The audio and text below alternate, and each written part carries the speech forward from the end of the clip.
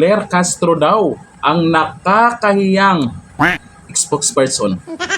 Nako, hindi ako agree dyan. Anong nakakahiyang spokesperson?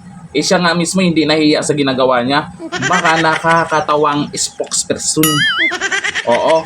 Ay ito, binabanata na naman itong si Claire Castro ng isang political analyst na kung saan sa tingin po nila ay ito ay nakakahiyang spokesperson dahil naman siguro nasabi po nila ito dahil bilang spokesperson ay mukhang iba yung pinagagawa niya. Pagdating sa mga Duterte, banat agad siya. O ito, panoorin natin ang video. Ewan ko, ano bang klaseng spokesperson yung ganito yung mga statements? Una, walang ebidensya. So you cannot really claim na China siya.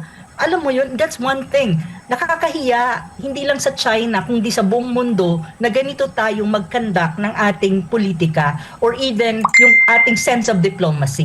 Pangatlo, napaka-undiplomatic. It's uncalled for to accuse a country nang wala kang ebidensya.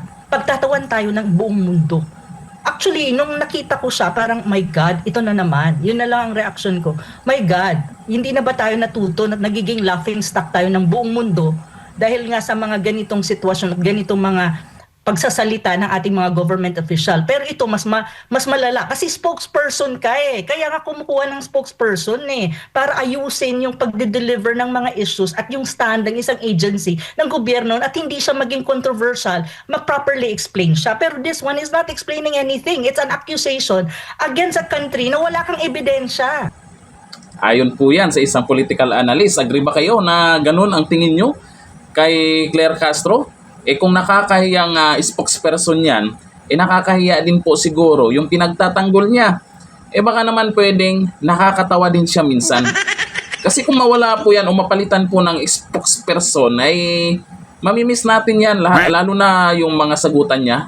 Pag may nagtatanong yung mga sagutan niya na hindi natin alam kung saan nanggaling. Yung mga sagutan niya na pinag-uusapan, kasi hindi natin alam kung talagang totoong attorney yan. Ayun po dito sa mga nagkomento dyan. Sabi ni Christian, nakaka-BO makinig kay Auntie Claire.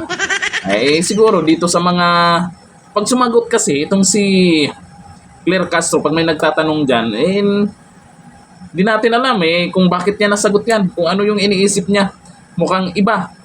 Parang may sariling mundo pag sumagot sa mga katanungan ito. Ang bilis pagdating sa mga Duterte. Pero pagdating sa mga... ano bang plano ng gobyerno, ano bang nagawa ng gobyerno, at kung ano pa, hindi ko lang alam kung alam niya. Sabi ni Jerly Joy Cayetano, tumpak, nakakahiya yung magsalita siya na wala sa punto. Ang layo ng sagot. Napansin nila ha. Ang layo ng sagot, kasinungalingan at layo ng sa issue ang sagot. Nakasigsag. Ayun po sa kanila yan ha. Sabi ni Ben Benado Cabanilla, wala naman kahiyan siya, kaya baliwala sa kanya. Yun sabi ko sa inyo. Nakakahiya, pero hindi naman siya nahiya. Okay lang yan sa kanya. Diba? Kung mapalitan yan, hahanapin din natin yan. Yung mga ganyang spokesperson na nakakabuhay din ng dugo. Pag nakikinig tayo sa mga sagutan niya, yung iba, tawang-tawa.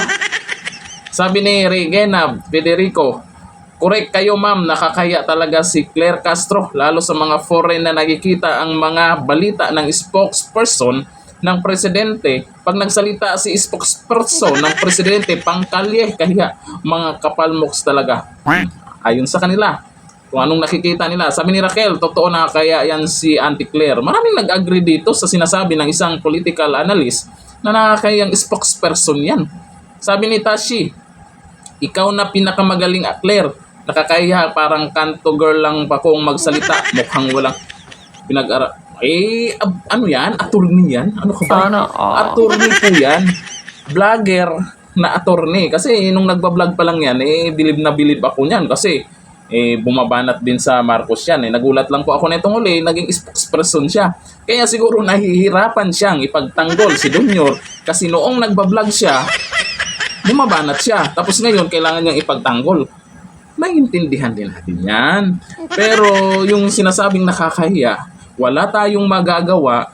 Tayo nahihiya sa pinagyayaw-yaw niya. Pero kung siya naman ay hindi niya naramdaman yung kahihiyan, wala na tayong magagawa. Siya na yon. Kaya siguro, malamang tatagal yan dyan. Kasi pag tanggalin yan, tayo din ang hahanap ng kagaya niyan. Diba? Dito lang, thank you. Bye-bye.